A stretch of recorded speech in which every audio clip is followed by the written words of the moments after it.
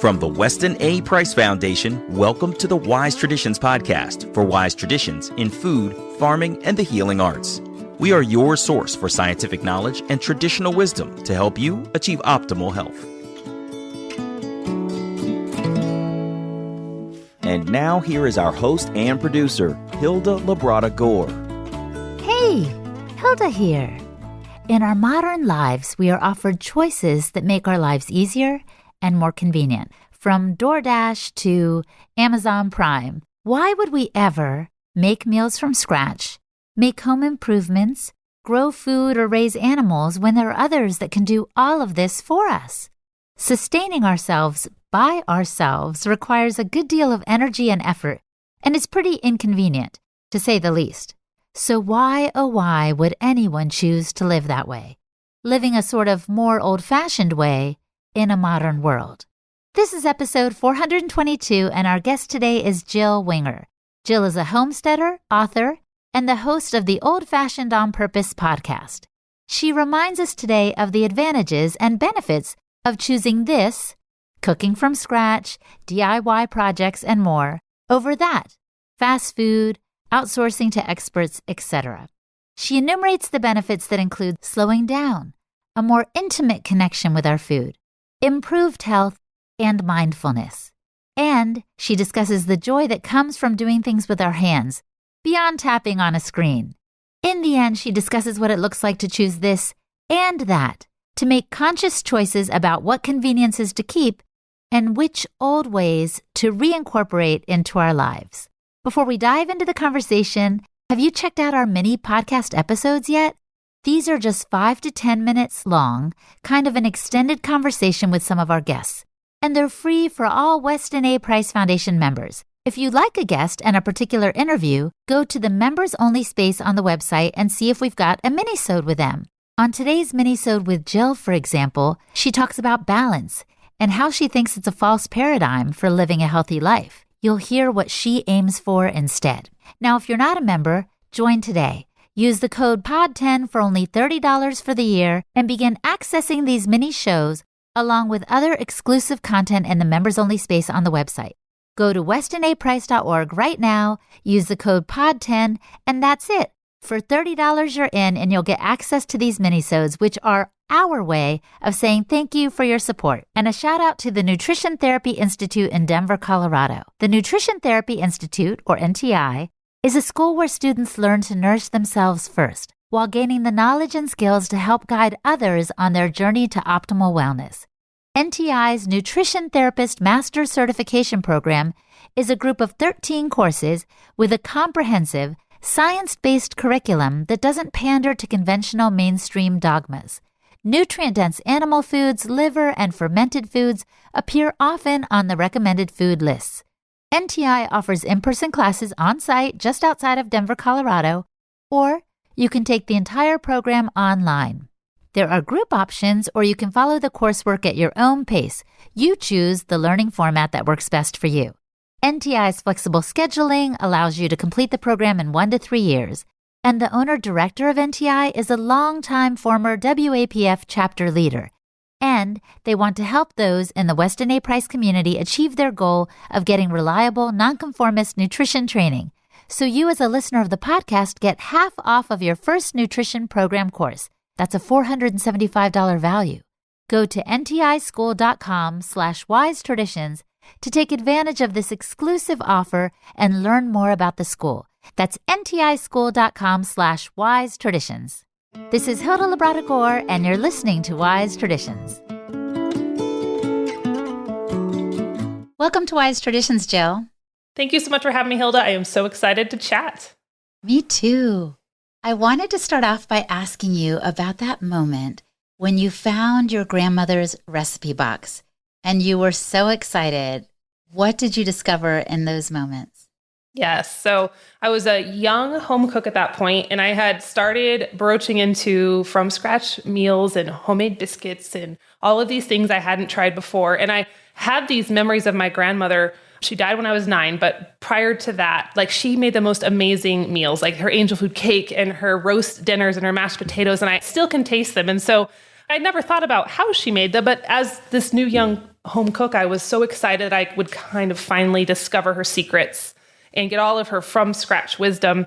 And so one summer we went home and my mom pulled out her recipes for me and I ripped into the folders and the boxes and I discovered what I was looking for wasn't there. I actually was pretty disappointed to realize that a lot of the recipes she had written down in her own handwriting, it was a thing called for margarine, Betty Crocker cake mix, and Jell-O, and Oleo, and Cool Whip, all of those darlings of her era, right? And so it kind of was an awakening in a sense, and it didn't downplay her cooking for me because I knew she had those skills. I just don't think they were appearing in her recipe box, but it was a good reminder of how far-reaching this industrial food has come and how seductive it was for people of her generation. They had the from scratch, but then they didn't know how to resist the call of the marketers and the corporations. And so it was a pretty interesting revelation, but I was able to redeem it down the road and figure out my own from scratch versions of a lot of those things. But it was interesting.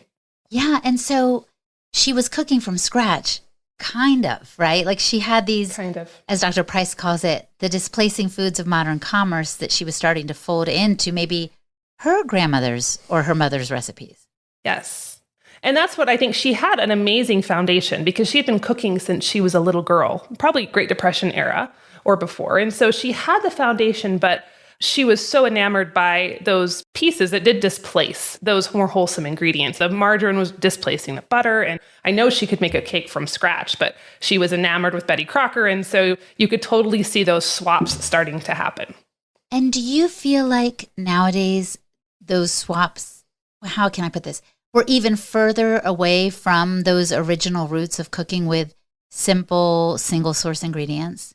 Absolutely. In fact, I think we've come so far, at least in some of my observations, that now, let's take cakes, for example, people consider a Betty Crocker cake mix to be from scratch, whereas most of them would just prefer to go buy it at the bakery at Walmart, right? Or have someone else make it for them. And so I think we've come many layers out of this understanding of what food really is. Absolutely.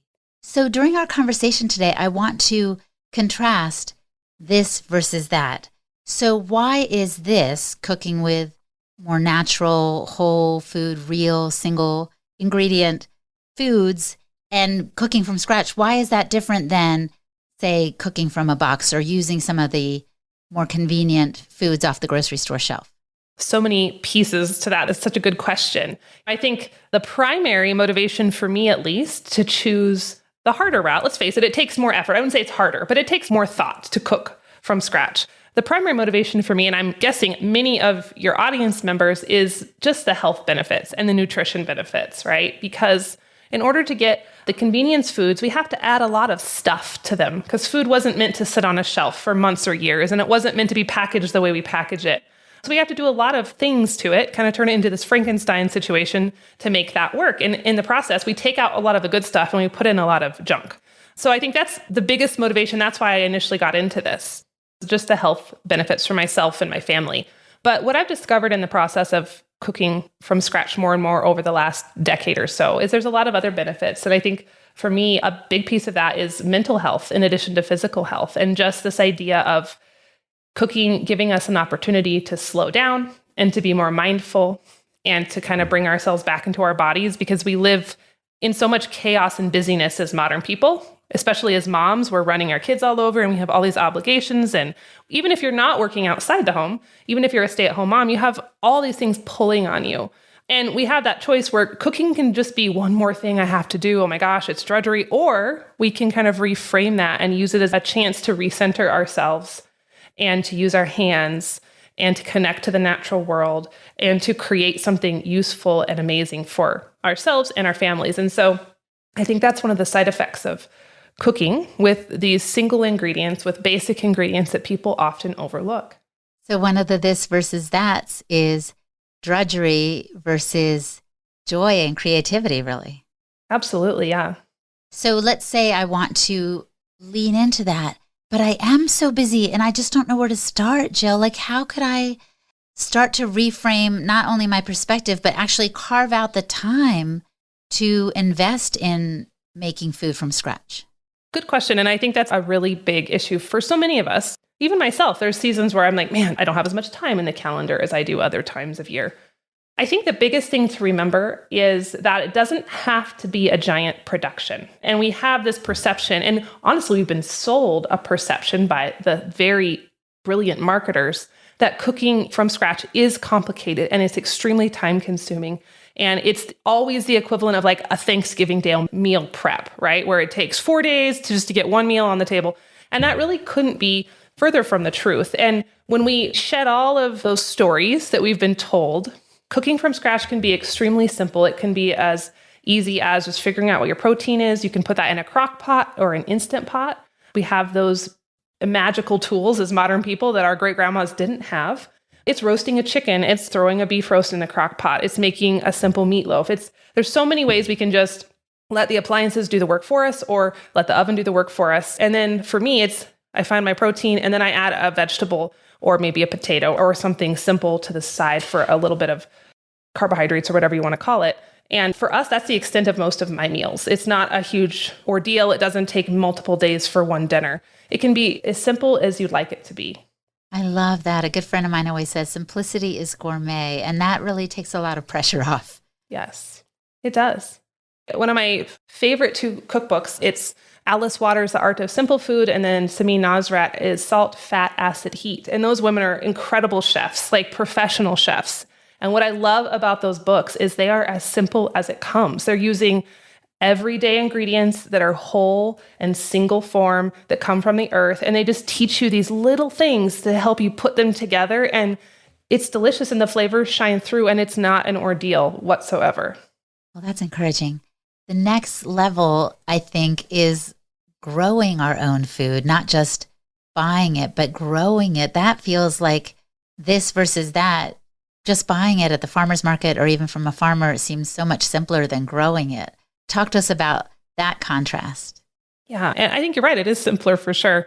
So why would someone want to choose growing their own food? It's a legitimate question, especially in our day and age with supermarkets and all of the convenience. And so I think this is even more of a conscious choice that we get to make, even more so than the cooking itself. And I would say the reasons that I choose to grow food, even though I have a lot on my plate and there's easier ways to procure it, is again, those side effects of gardening and those side effects of keeping animals.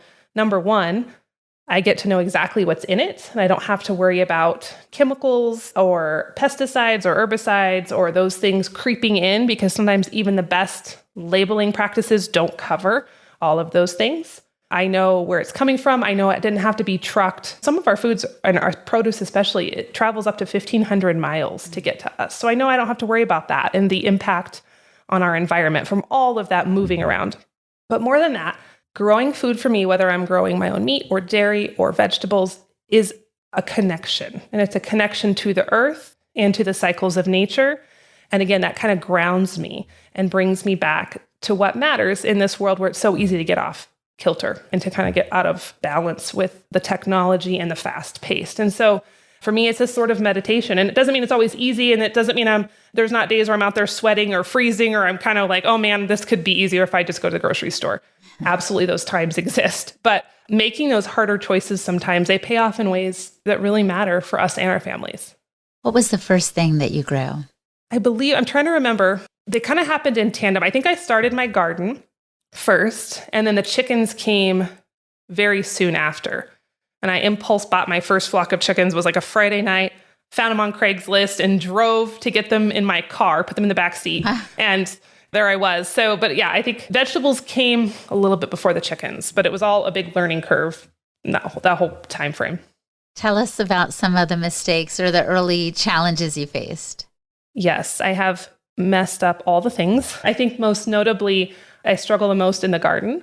I've always had an easier time with the animals. We live in Wyoming on the prairie, and so this was bison country. And so our land is really designed for grazing animals. So that makes raising beef for us pretty easy. So I've always been able to do that without a whole lot of issue. But man, those vegetables, it was a struggle. And so I've done everything from using improperly composted manure, and I put all the grass seed right back in the garden and planted a lawn. And it was like a beautiful lawn, but I didn't want a lawn there. I've accidentally used mulch I love deep mulch. I love that technique. It's brilliant, but I accidentally used mulch that had been contaminated with an herbicide, and that got into my soil and it hurt my tomatoes and all of my plants. I've actually done that twice. We've had major hail out disasters. We get a lot of hail here on the prairie, and so I've lost entire gardens in the matter of minutes to hailstorms. And I've had all the bugs, the worms, the beetles, the grasshoppers. So if you can mess it up in the garden, I have absolutely done it. But we're still growing a lot of food, even amid all the missteps. And so there's times I've cried over the garden and times that I've yelled at the garden, and other times we've had incredible successes. But we keep trucking just because of those benefits that come beyond just the vegetables. Yeah. And when you were talking earlier about connecting with the earth, connecting with the environment, connecting with animals, we just picture all the joyous moments, but we're still connecting when the hail falls and the tomatoes don't grow or the bugs got them, right? That's still connecting. It's painful connection, but it's connection nonetheless. Yeah. And it's a good reminder, I think, of kind of how we fit into nature, and a reminder that we don't have the ultimate control, which is a humbling thought, but I think it's a healthy thought to know that we're a part of it and we can't always control. And we sometimes have to learn to be flexible, and we have to learn how to adjust with the seasons or the weather patterns, or, some years are great for one crop and they're horrible for the other. And some years have a ton of grasshoppers and some years have none. So it's learning that flexibility and that nuance, which is often missed, I think, in so much of our modern world. Well, and speaking of things missed in the modern world, I'm thinking about another this versus that, do it yourself versus hire an expert. So talk to us a little bit about kind of the pleasure and satisfaction that comes from tackling something new. Absolutely. So I call my husband and myself, we're serial DIYers, almost to a fault, where we love figuring out how to do things ourselves. Sometimes it works out, sometimes it doesn't. And I guess I want to preface all of these pieces in this conversation with, we're not purists about any of them. So I grow a lot of food. I still buy some food. I cook a lot. There are seasons of my life where I buy certain items because I just can't cook all the things all the time. There are times we are amazing do-it-yourselfers and other times where we'll hire a contractor to do a project. So I think you have to know what is really calling to you and what serves you, and then be willing to leave the rest. So this is going to be really a personal thing for everybody listening. You get to decide. But it kind of goes back to the idea of working with our hands. And there's so much of our modern world that has stripped that away from us. We've strove for convenience above all costs over the last 150 years since the advent of the Industrial Revolution. And a lot of that's been good. I mean, there's things I'm very thankful for within that. But as a result, we've accidentally eliminated the opportunities where we can use our hands and use our brains and be creative and create. And humans are designed to create. We're wired for that. Like, we thrive within the act of creation. And if you think about the average American's everyday life, that's kind of been taken away from us by accident.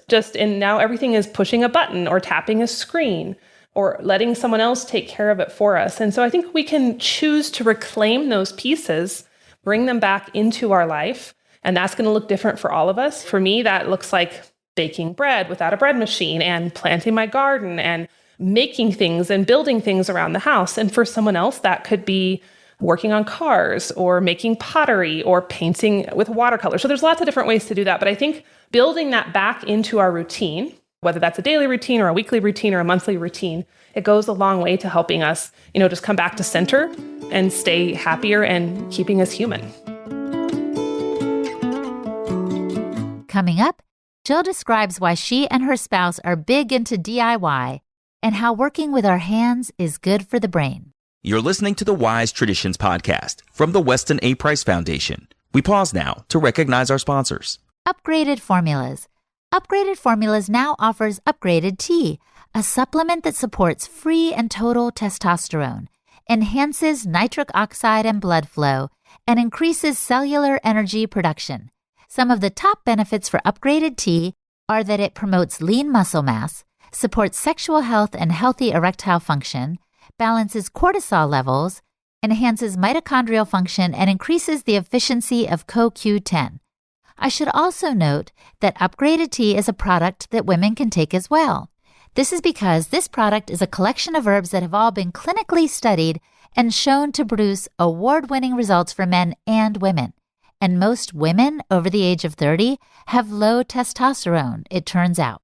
All 5 of the ingredients of upgraded tea are patented, and 4 have been clinically studied with evidence-based dosages, and only 2 capsules per day are needed. Science-based, measurable results can be expected in 90 days or less. So go to upgradedformulas.com and check out the upgraded tea product and save 20% on your first order with the code WISE at checkout. That's upgradedformulas.com and the code word WISE. And a shout out to Optimal Carnivore. Organ meats are some of the most nutrient-dense foods on the planet. The founders understand the benefits of eating organ meats, but they know they can be difficult to prepare and to make tasty at times. So they started sourcing 100% grass-fed organ meats from New Zealand. They freeze-dry the organs to preserve all of the vitamins, minerals, proteins, and enzymes, and they put them into convenient bovine gelatin capsules. The products are 100% grass-fed and grass-finished, free of hormones, pesticides, antibiotics, and GMOs. And since they know that our ancestors would have eaten the whole animal, Optimal Carnivore has created a unique blend of 9 different organs and their organ complex. A powerful combination including beef liver, brain, thymus, heart, kidney, spleen, pancreas, lung, and gallbladder. It's a real nose-to-tail solution, perfect for people who are traveling or still trying to develop an appreciation for organ meats. Optimal Carnivore also plants 1 tree for every product sold, which helps the planet. So go to amazon.com/optimalcarnivore and use the code Weston10 at checkout to save 10% on all products. That's amazon.com/optimalcarnivore and the code Weston10. This is Hilda Labrada Gore, and you're listening to Wise Traditions. Yeah, what came to mind as you were speaking was the Little House on the Prairies series by Laura Ingalls Wilder, and I think Pa did everything. He was the one who bridled the horses. He was the one that fixed the house when a shingle fell off. He was the one that went hunting, like all the things. And there is a kind of creativity and satisfaction and neuroplasticity for the one listening who's like, I'm all about building new neural pathways and I'm going to biohack. Well, guess what? Maybe if we went back to ancestral ways that required more of us, we would have that neuroplasticity and that cognitive function and that overall sense of not only well-being, but of satisfaction when we get a job done. Yeah, absolutely. And there's a lot of really neat science around this. A few months ago, I had a neuroscientist named Kelly Lambert come on my podcast, and she's done some really neat research around this. And she discovered, or at least she talked about on my podcast, this system called the effort-driven reward circuit. And it's a part of our body, and it connects our hands to our brain. And I won't get into all the details because honestly, I can't remember all the nitty-gritty of the science. But basically, when we work with our hands, we do something outside of tapping a screen or pressing a button. It's connected to our brain, and it releases the happy chemicals that make us feel good, the dopamines and such.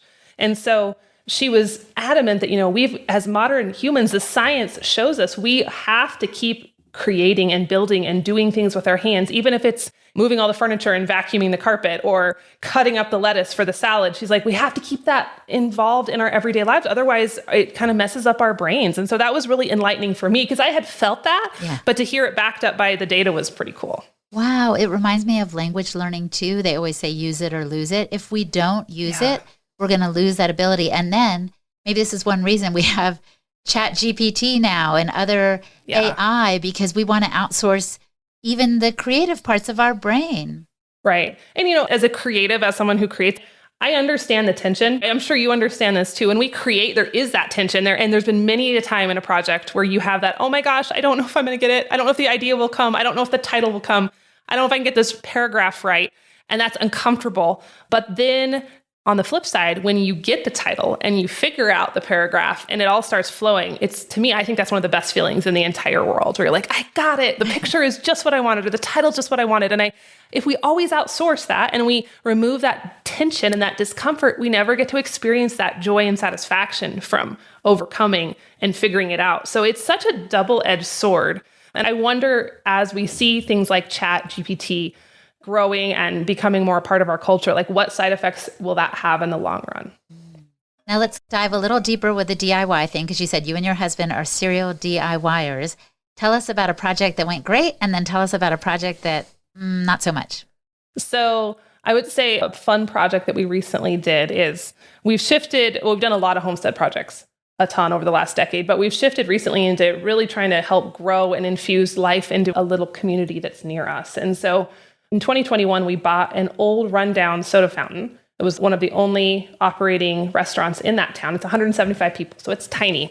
And it needed a lot of work. And it was one of those big, scary, audacious projects where everyone's like, I don't know if this was a good idea. Like, how are you going to make this work? And we worked on it for a solid year, and we flipped it and renovated it and gutted it. And it turned out so good. And it's so fun to see it thriving, and it's in full operation. And we have people stopping all over the United States to come get milkshakes. And so that was a really successful project, not without its trials in the middle. Like, there was plenty of days where it was frustrating and hard, but we kept at it. So that was an example of a project that with a happy ending. And I'd say, Yes, there's been lots of things around the homestead that I think I would say they all had happy endings ultimately, but we had to go through the bumps first. So one infamous example is when we first started building out our homestead, we weren't very good at planning or thinking ahead. We just took action. And that can be a good thing. I think taking action without overthinking is healthy. It can also be unhealthy. And so we were so excited, we just started building fence lines. And we never planned out like, wait, where are the trees going to go? Or will this pasture be where we always want it to be? So we ended up moving several fence lines 3 different times. And that's a lot of work. Like, you're pounding posts, then you're removing posts, and you're stringing wire, and then you're unstringing wire. And so every single time we would be pulling out the fence line, we'd be like, oh my gosh, this is so embarrassing. But it was a good lesson. So it was a fail at the time, but it ended up being okay. But a good reminder to maybe think big picture sometimes before you start pounding fence posts. Yeah, that makes sense. Well, and you said a lot of your projects have been homesteading one, and this is my final this versus that. Homesteading and self-reliance versus living off what's available in your region from the market and with jobs and all this stuff, like a regular conventional life, I guess I would say. What I love about homesteading right now, and it's really experiencing a resurgence, I'm sure a lot of people are aware of that. I love that we get to mix the best of both worlds. I love that we get to mix some old and some new. And I think that's a special privilege that we have as people living in this era. It's really easy to romanticize our ancestors. And there's plenty of pieces of that I wish we still had. Absolutely. But, I know that maybe my great-great-grandpa, who was hauling buckets of water or freezing in his uninsulated shack, would have loved to have my insulated house and my wood stove and my running water and my light bulbs. So I think we have to be careful to not romanticize all of those pieces. But I would love to see people be able to be more conscious and intentional with how they're living and how the modern world is affecting them. Because I think so often we get caught into this mindset that this is just how it is. This is just what we do now in 2020, whatever. Like, this is how people live, and this, there's no sense questioning it. But we can question it, and it's healthy to question it. And I think when we do, we give ourselves more options and more freedom. And so for me, maybe it's not this versus that on this one as much as how can we take the pieces, a little bit of from each side, and weave them together to make our lives richer, more connected, and more fulfilling. And actually, I feel like that's what we've been saying all along in this versus that, that we're not saying you have to cook every single meal at home by grinding your own flour and, or whatever, all those things. You can actually do a combination of things. And when we do, like I do, buy things from a farmer's market or a farmer, we're supporting his work and saying thank you to him. I might not ever have my own homestead or farm. Maybe one day I will, but if I don't, there's still a community. So it's a combination kind of life. And most likely, most listeners right now are in that hybrid space, I would guess. I believe so, yes. And I love what you said about having that opportunity to support other people doing the work. I think that's powerful. And I don't want anyone listening to feel down on themselves if they're never going to move to a homestead or they never can move to a homestead. I don't think it's necessarily about how much land you own or what perfect little set of farm animals you have. It's really more about, are you aware? Are you aware of what you're eating? Are you aware of how it's being grown? Are you engaged in your community? Are you mindful of your impacts on the environment around you? I think that's really, to me, the homesteading mindset more than, oh, she has 50 acres and she has a milk cow. I think if we can get more people to adopt that mindset, that's where the power is. And speaking of supporting others, Are there ways in which we can support homesteaders? I mean, my idea and my understanding of a homesteader is a person that is kind of self-sufficient with their family on a plot of land with their own food, animals, produce, and such that they're growing, and it's just enough for them. But are there homesteaders who have other offerings that we can invest in? Yeah, I think we're seeing a lot more homesteaders kind of start to branch out these days, and they're not going to be necessarily maybe making all of their income from their little farm or their homestead, but a lot of folks are selling eggs, or they're selling beef shares, or maybe raw milk or vegetables. So I think if you can find those people in your area and support them, here's the deal. It's probably not going to be as convenient for you as going to the grocery store, right? If you're going to buy honey from the neighbor down the road, you're going to have to coordinate that and text them and make sure they have enough and it's in season. So it will take more effort from you. But I say if you're willing to put forth that effort, that means a lot to the homesteader or the farmer. And it goes a long way in creating that community, strengthening your local food resources, and just building those relationships. So I think that's huge. Also, just being a cheerleader. Homesteading can be discouraging, and there's a lot of people who still don't understand it. So even I still get like the raised eyebrows and the comments sometimes, and people kind of poking fun at it, which I'm pretty used to that now. But man, when you have somebody come over and they're like, this is so cool what you're doing, and can I help you butcher chickens next fall? Or can I help you plant your garden or process your tomatoes? Like, that's just really special. And I really appreciate those people who are willing to come alongside. That means a lot. I agree with you that there's a resurgence of interest in homesteading and these practical things of working with our hands and so forth. So I'm thinking this versus that, today versus yesterday. What attitudes do you see shifting in the populace at large, or maybe even in your own heart today versus Joe Winger 8 years ago? Yeah. Oh, great question. I think for me, the biggest shift is when I started this lifestyle, I was in it very much for just the tangible pieces. I wanted the eggs and I wanted the tomatoes and I wanted to figure out how to make sourdough bread. And that was a great motivator at the beginning. And now, all these years later, I've asked myself many times over the years, should I still do this? Because technically, if you want to be honest, I don't have time to do this. I have multiple businesses. I'm doing lots of different things, homeschooling kids, running a restaurant. I have lots of things to do. So outside looking in, people would go, Jill, you don't have time to make the bread and keep the garden. What are you doing? And I've had that conversation with myself. And what I keep coming back to is I keep doing this and I will continue to do this because it's more than the sum of its parts. And yes, I love the bread and the tomatoes, but it's the connection with my family. It's the connection to the soil. It's the connection to my food. It's the mental health benefits I get from being able to go out to the garden after a long day and take some deep breaths and plunge my hands into the soil. And it's just that greater understanding that this lifestyle has given me about my place in the world. And to me, that is the harvest that I'm truly after.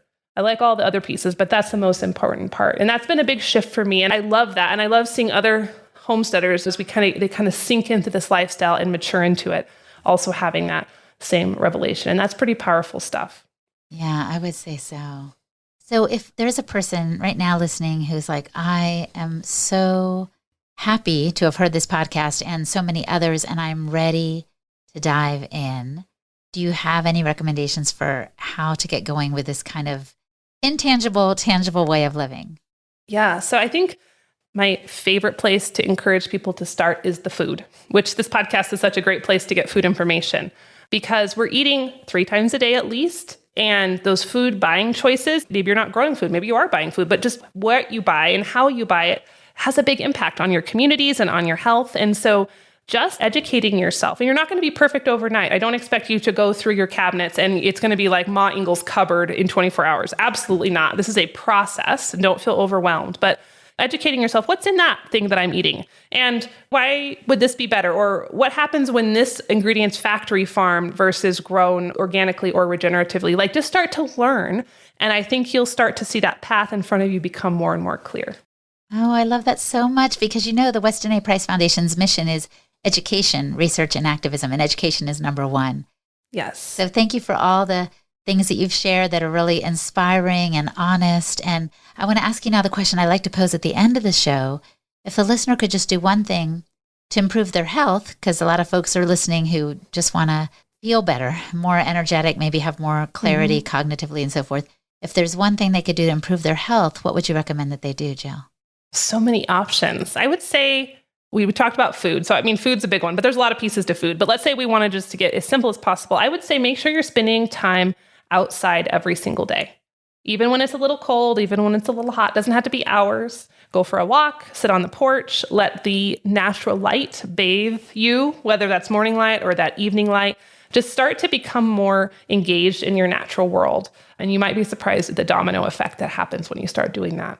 I love it so much, Jill. Thank you for this conversation. It's been a pleasure. Absolutely. So fun. Thanks for having me, Hilda. Our guest today was Jill Winger. You can visit her website, theprairiehomestead.com, for tips on homesteading and healthy living. And I'm Hilda Labrada Gore, the host and producer of this podcast for the Weston A. Price Foundation. You can find me at holistichilda.com. And for the transcript for this episode, visit our website, westonaprice.org, and click on the podcast page. And now for a recent review on Apple Podcasts. Jennifer Potts has this to say. This is the most important podcast I've ever listened to. Our world needs to hear this message. Jennifer, thank you so much for your kind review and the 5 stars. You too can leave us a rating and a review at Apple Podcasts. Just go to the app, click on ratings and reviews, give us as many stars as you like, and let the world know why the show is worth listening to. It really does help attract new listeners. And thank you in advance. Thank you also for listening. Stay well, my friend, and remember to keep your feet on the ground and your face to the sun. On behalf of the Weston A. Price Foundation, thanks for listening. We have many free resources to support you on your health journey. Visit westonaprice.org to find podcasts, articles, videos, and more. You can also find a local chapter near you for help in finding sources of great food. We invite you to support the Foundation's mission of education, research, and activism by becoming a member. Thanks again, and take care. Wise Traditions is a project of the Weston A. Price Foundation for wise traditions in food, farming, and the healing arts. The content on this podcast is provided for informational purposes only and is not intended to substitute for the advice provided by your doctor or other healthcare professional. It is not intended to be, nor does it constitute healthcare or medical advice.